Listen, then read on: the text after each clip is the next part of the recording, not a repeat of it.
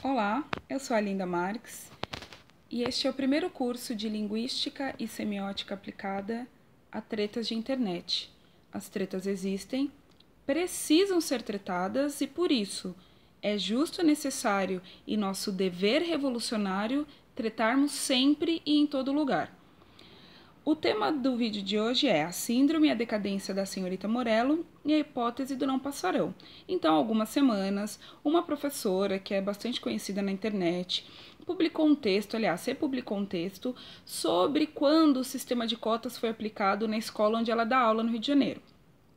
Esse texto gerou uma quantidade de reações negativas e críticas e, naturalmente, organicamente, as pessoas fizeram um paralelo ao discurso dessa professora e o da senhorita Morello. A senhorita Morello é aquele personagem da série Todo Mundo Odeia o Chris, que é aquela professora racista, extremamente condescendente, que se sente superior, mas que por falar de forma positiva, por falar de forma doce, ou pensa que não é racista, ou acha que não está dando palha que é racista, o que seja.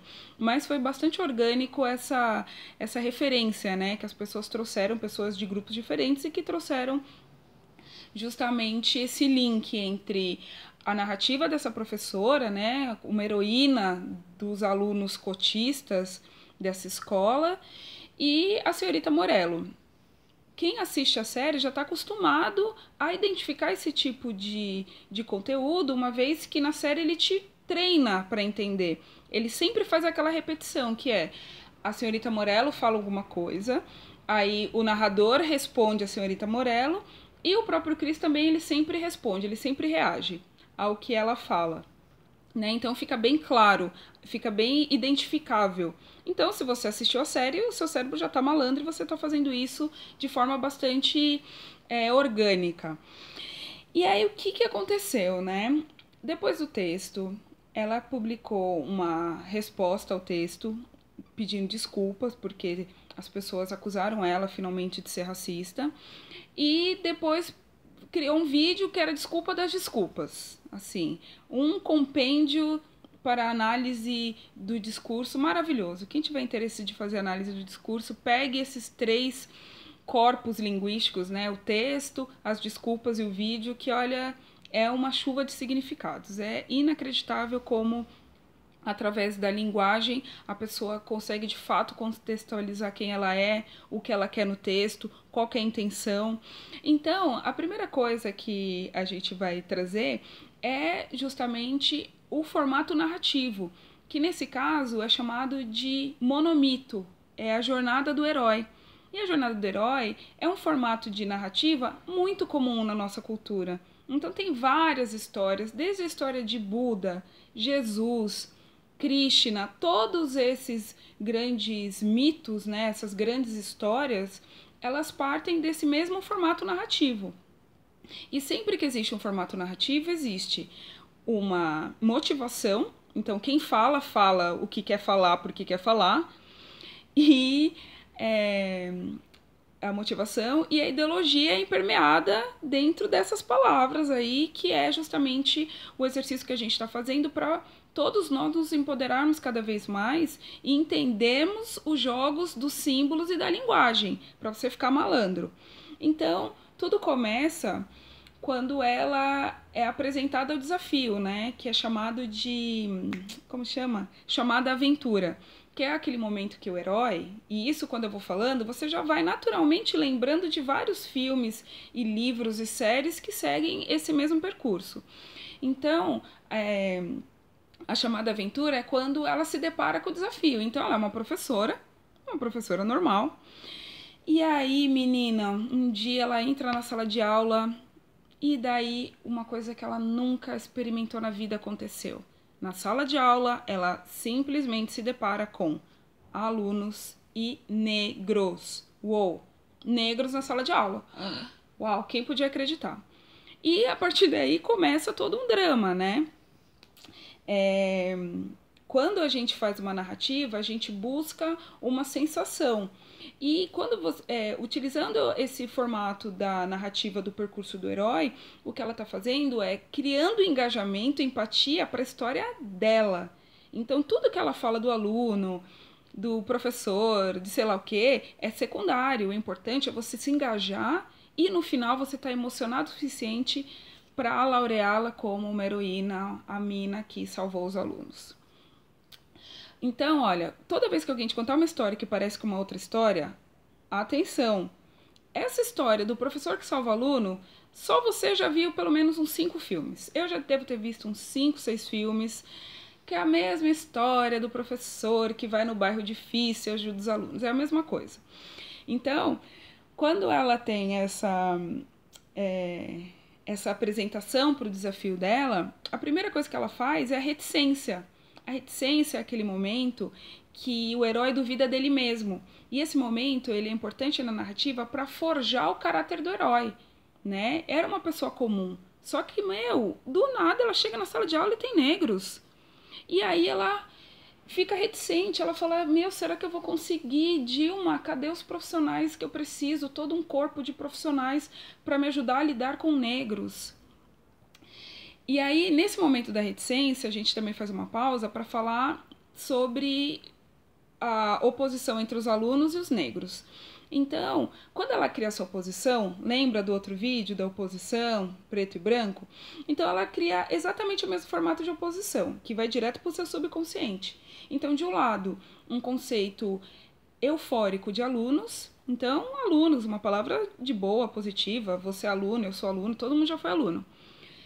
E do outro lado, negros, palavra disfórica. Por quê? Dentro do conteúdo adquirido pelas vivências dessa pessoa, a gente sabe que negros é uma palavra que ela é utilizada em geral em contexto negativo, contexto de submissão, contexto de violência. Então, uma vez que ela faz essa contraposição entre alunos e negros, diretamente ela abre um caminho semântico na sua cabeça para atribuir para esses seres negros qualquer conteúdo negativo que ela quiser. Porque se ela falasse para você, no meio da iniciação dela, né, quando ela se vê diante do desafio, que ela ensinou alunos a segurar um lápis, você não vai acreditar. Você vai falar, não é possível, eu também sou aluno. Aluno que entra em escola técnica não precisa ser ensinado a segurar o lápis. Mas quando ela fala de negros, aí ela pode falar o que ela quiser.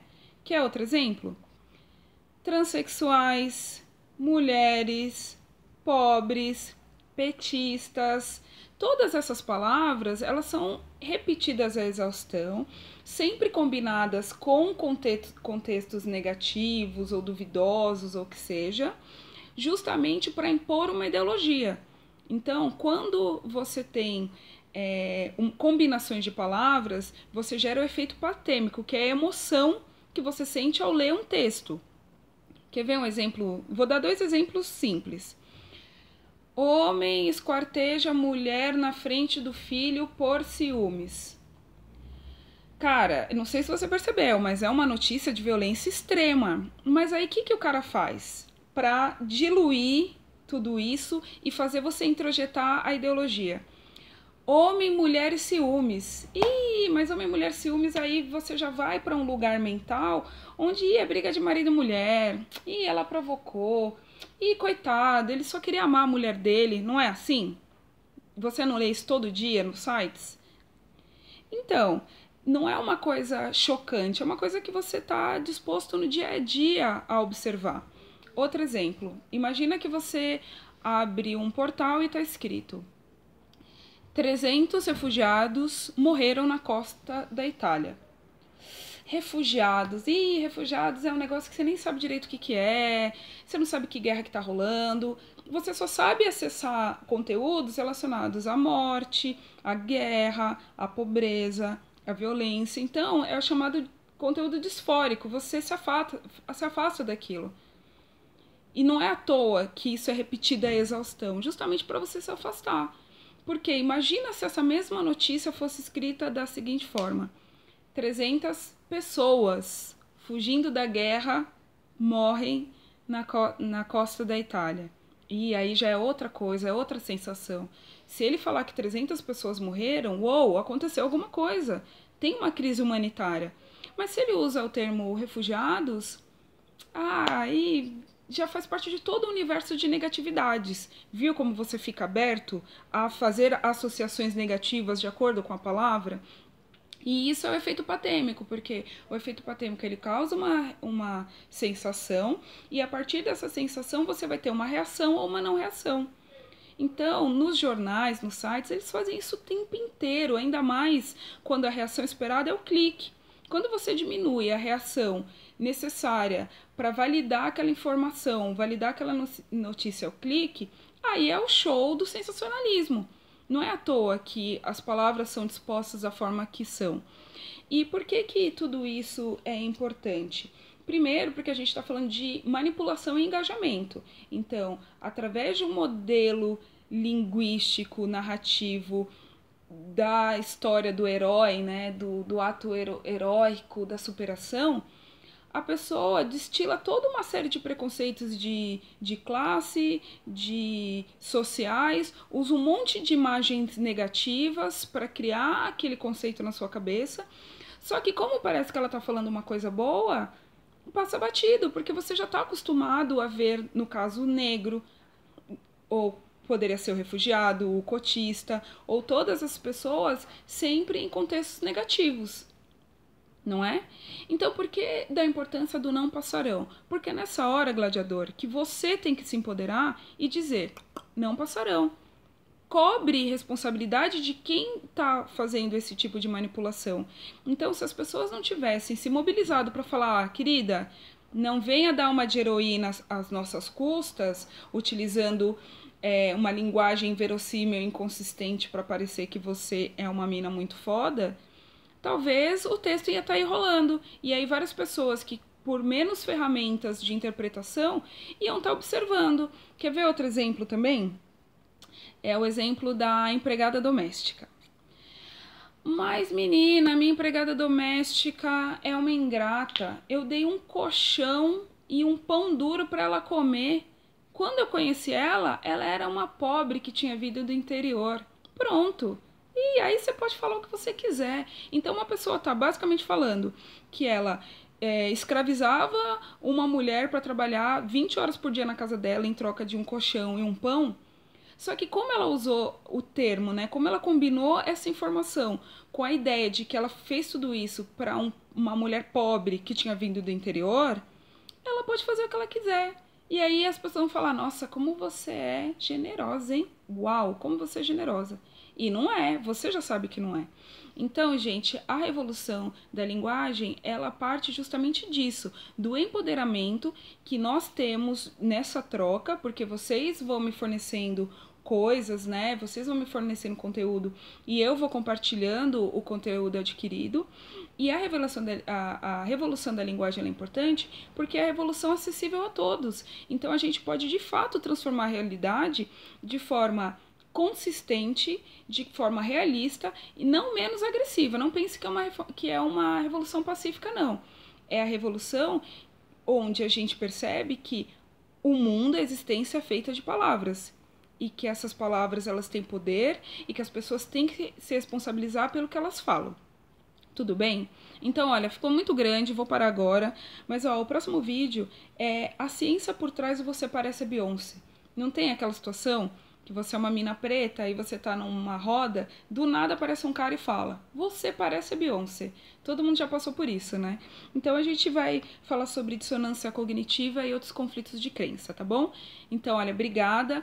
Fortaleçam o Painel BAP, o link tá aí na descrição do vídeo. Fortaleçam porque o Painel BAP proporciona essa conversa que a gente tá tendo agora. Beleza? Então, ó, até a próxima semana.